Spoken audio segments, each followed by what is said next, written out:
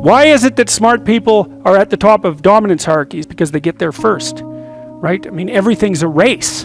And the faster you are, the more likely you are to be at the forefront of the pack. Who it is that you're trying to be, and you aim at that, and then you use everything you learn as a means of building that person that you want to be. And I really mean want to be. I don't mean should be, even those things are going to overlap. Okay, number one, specify your damn goals, because how are you going to hit something if you don't know what it is? That isn't going to happen. And often people won't specify their goals too, because they don't like to specify conditions for failure. So if you keep yourself all vague and foggy, which is real easy, because that's just a matter of not doing as well, then you don't know when you fail.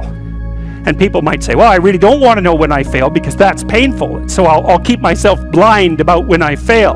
That's fine, except you'll fail all the time then. You just won't know it until you've failed so badly that you're done. And that can easily happen by the time you're 40.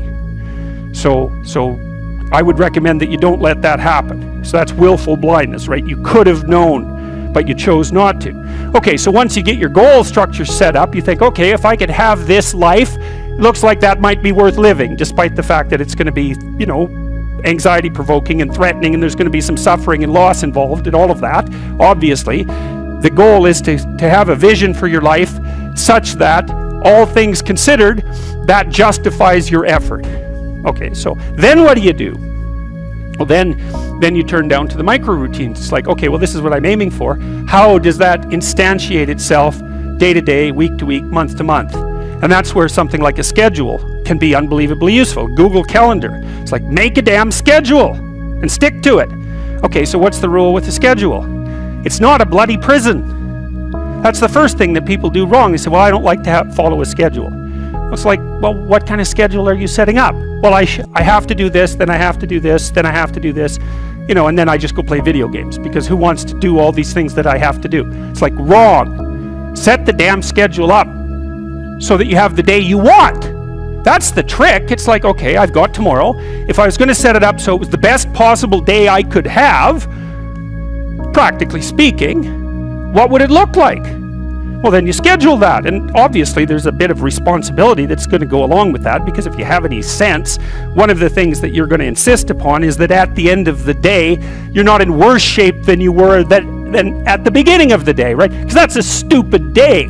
If you have a bunch of those in a row, you just dig yourself a hole and then you bury yourself in it. It's like, sorry, that's just not a good strategy. It's a bad strategy. So maybe 20% of your day has to be responsibility and obligation, or maybe it's more than that, depending on how far behind you are.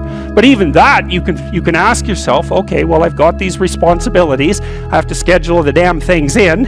What's the right ratio of responsibility to reward? And you can ask yourself that, just like you'd negotiate with someone who is working for you. It's like, okay, you got to work tomorrow. Okay, so I want you to work tomorrow. And you might say, okay, well, what are you going to do for me that makes it likely that I'll work for you? Well, you could ask yourself that, So maybe you do an hour of responsibility and then you play a video game for 15 minutes. I don't know, whatever turns your crank, man. But, you have to negotiate with yourself and not tyrannize yourself. Like you're negotiating with someone that you care for, that you would like to be productive and have a good life. And that's how you make the schedule. It's like, and then you look at the day and you think, well, if I had that day, that'd be good. Great.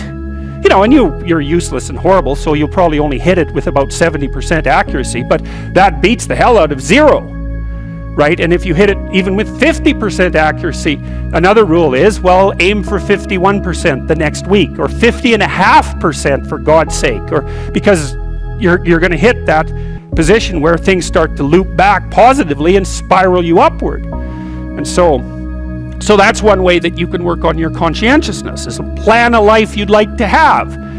But what you really want to do, as far as I can tell, if you want to maximize your chances for both success and let's say well-being, is you want to find a strata of occupation in which you would have an intelligence that would put you in the upper quartile. That's perfect. Then you're a big fish in a small pond. And you don't want to be the stupidest guy in the room. It's a bloody rough place to be. So, and you probably don't want to be the smartest guy in the room either, because what that probably means is you should be in a different room, right? You should look at a place where, if you're right at the top, you've mastered it. It's time to go somewhere where you're a little lower so that you've got something to climb up for. accept responsibility for the catastrophe of your life. And that way you transcend it simultaneously. And there's an unbelievably hopeful message in there. And the message is, you're actually strong enough to do that. You just don't know it. And you won't find out till you do it. You can't find out till you do it. But if you did it, you'd find out that it was true. It's a massive risk. It's the ultimate in risks, right? You have to be willing to lose your life in order to find it. And Buddha said, well, don't be too attached to things. And what does that mean? It doesn't mean deny the world. It might mean deny the world if you're too in love with the material, like with material well-being, let's say, then your pathway to transcendence and meaning might be to abandon that because it's constraining you. It's making you less than you could be. But the fundamental lesson, the more fundamental lesson that's underneath that is, don't let what you are stop you from being what you could be. Right. And so then the question is, well, what do you identify with? Do you identify with what you are? Then you're a tyrant. Do you identify with chaos? Because that's the opposite of order, say. Then you're nihilistic. Well, you don't identify with either of those. You know that they're both necessary. You know that you have to live with both of them, but you identify with the capacity to continually transcend what you are. And then you seek out error. That's what humility is. It's like, I'm error-ridden.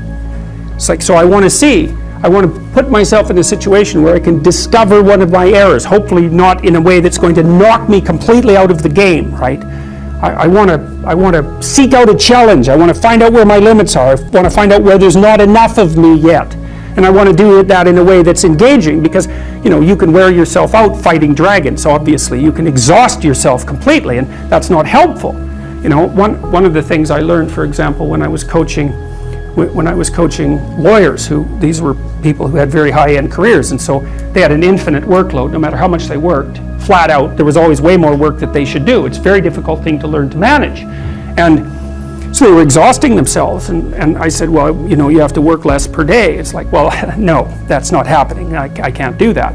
And so what I learned over time was, okay, so this is what you have to do. Every 3 months you have to block off 4 days and go have a vacation. And you have to plan that in advance so it's in your calendar so that your secretary doesn't book your time. And then you need that because you have to recuperate enough so that you can work as hard as you're going to work. And of course they were nervous about that. And I said, well, look, we can calibrate this.